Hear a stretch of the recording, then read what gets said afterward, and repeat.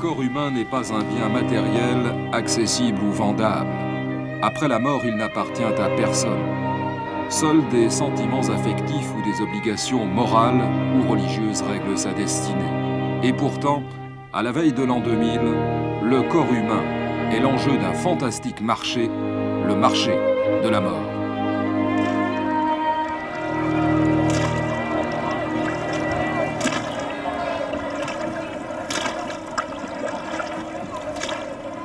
L'Inde est la première étape de notre enquête.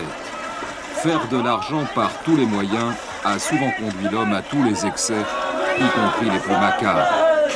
Que ce soit pour quelques roupies ou pour des millions de dollars, certains ont choisi de faire de la mort une source de revenus.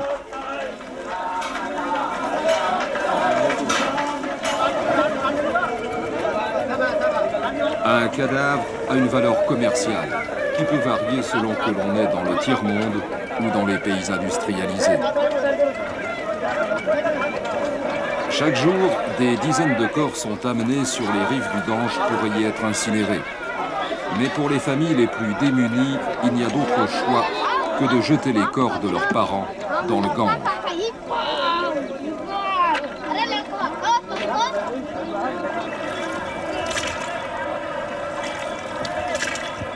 Récupérés par des pêcheurs, ils sont revendus à des ateliers de montage de squelettes à Calcutta.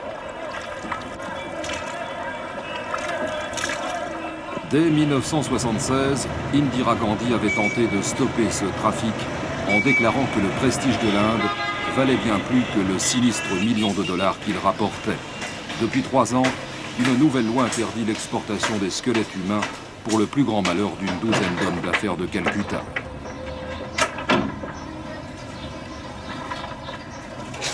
Media Stars.